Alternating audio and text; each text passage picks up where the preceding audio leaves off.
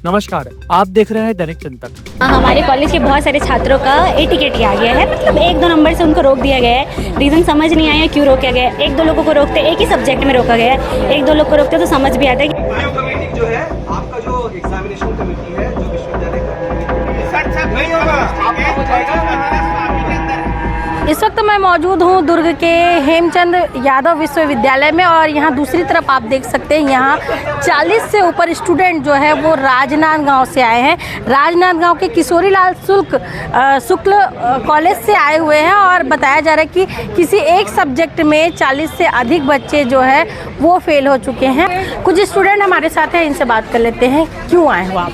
हमारे कॉलेज के बहुत सारे छात्रों का एटीकेटी आ गया है, मतलब 1-2 नंबर से उनको रोक दिया गया है। रीज़न समझ नहीं आया क्यों रोका गया है। 1-2 लोगों को रोकते एक ही सब्जेक्ट में रोका गया है, 1-2 लोग को रोकते तो समझ भी आता है कि इस वजह से रोके। बहुत सारे लोगों को रोक दिया, मतलब 50% स्टूडेंट को मतलब एटीकेटी के नाम से अटका दिया गया है। तो एक ही सब्जेक्ट में, ऐसा भी नहीं है कि सबका एक ही सब्जेक्ट में बैक लग जाए या फिर रुक जाए। तो इस रीज़न से हम लोग आज आए यूनिवर्सिटी। क्या लगता है तैयारियाँ सही से हुई थी? आप तैयारी बहुत अच्छी से हुई थी, सब एग्जाम तो अच्छा गया, एक ही में क्यों रोके? रीज़न क्या मानते हैं?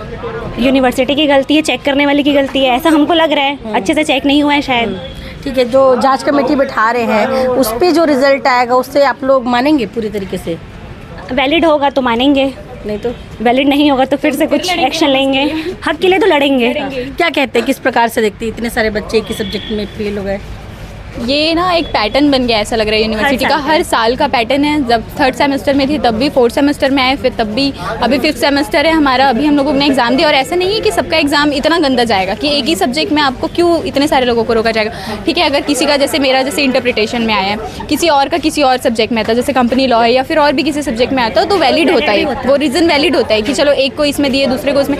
लेकिन 40 बच्चों का एक ही सब्जेक्ट में आना ये थोड़ी सी चिंता का विषय है। इस जो 40 बच्चे हैं, इस 40 बच्चे में क्या ऐसे भी बच्चे हैं जो कभी किसी सब्जेक्ट में फेल ना हुए हों? हाँ? अच्छे रैंक वाले हों? बिल्कुल, बहुत सारे बच्चे हैं ऐसे। हमारे यहाँ पे एक रेशमा मेश्राम करके एक स्टूडेंट है, उनका कभी नहीं आया है, कभी एटीकेटी वो कभी नहीं आई हैं। उनका इस बार इस सब्जेक्ट में आया है। मतलब ऐसे बहुत सारे बच्चे हैं। 30% लोग ऐसे हैं जिनका कभी नहीं आया है। ठीक है, इधर और बच्चे हैं, इनसे भी बात कर लेंगे। जी, किस प्रकार से देख रहे हैं इतने सारे बच्चे एक ही सब्जेक्ट में क्यों फेल हो गए? ये लापरवाही है चेक करने वालों की, यूनिवर्सिटी जब रिज़ल्ट निकाल रहा है तो उनको ये चीज़ जांच के निकालना चाहिए कि किस प्रकार से रिज़ल्ट आया है। ये सरासर लापरवाही है एक हिसाब से हम कहें, क्योंकि इतने बच्चों का एक साथ एटीकेटी आना ये बहुत मुश्किल बात है। सभी ने 100% दिया अपना, सभी ने अपनी अच्छी प्रेजेंटी दी, क्लास में भी सभी अच्छे से एक्टिव रहते थे, सभी ने अच्छा कार्य किया, अच्छे से पढ़ाई की, फिर भी उन लोग का ये निर्णय आना बहुत गलत है। विद्यालय की, कॉलेज की, यूनिवर्सिटी की ही गलती आप लोग क्यों मान रहे? हो सकता है इन स्टूडेंट ने तैयारी अच्छे से नहीं की होगी। देखिए, हम सभी का तो नहीं बोल सकते, हम लोग यहाँ मौजूद हैं, हम लोग ने खुद अपना 100% दिया है। हम अपनी मेहनत को हम देख सकते हैं कि हमने 100% दिया, हमने पेपर अच्छे से लिखा, उसके बाद भी ऐसा टाइप का निर्णय हमको मिल रहा है, ऐसा परिणाम मिल रहा है। तो हमारे साथ साथ हमारे परिवारजन भी दुखी हैं, हमारे माता पिता, क्योंकि वो भी देख रहे हैं कि हमारा किस प्रकार से प्रेजेंटेशन रहा है ना, क्लास में भी और एग्ज़ाम में भी हम लोग किस प्रकार का डेडिकेटेड होकर पढ़ाई किए हैं, और उसके बाद ऐसा परिणाम, ये बहुत दुखद है। आगे रीचेक करवा रहे हैं, है ना, तो जो भी जांच के बाद जो रिज़ल्ट आएगा उसको मानेंगे आप लोग? जी, अभी तो वो बोल नहीं सकते कि वो मान्यता हम उनको देंगे कि नहीं, क्योंकि वो परिणाम के ऊपर डिपेंड करता है। हम लोग की संतुष्टि भी अब ज़रूरी है इस चीज़ पे, और वही है कि आगे यूनिवर्सिटी सबकी संतुष्टि के हिसाब से ही निर्णय दे तो अच्छा है। कितने बच्चे आए हैं? 40 से 45 बच्चे आए हैं। हाँ, कौन सा कॉलेज है? राजनांदगांव पंडित किशोरीलाल विधि महाविद्यालय। अच्छा, अब आप लोग की अगर समस्या का समाधान नहीं होता है तो आगे आप लोग क्या करेंगे? Legal action.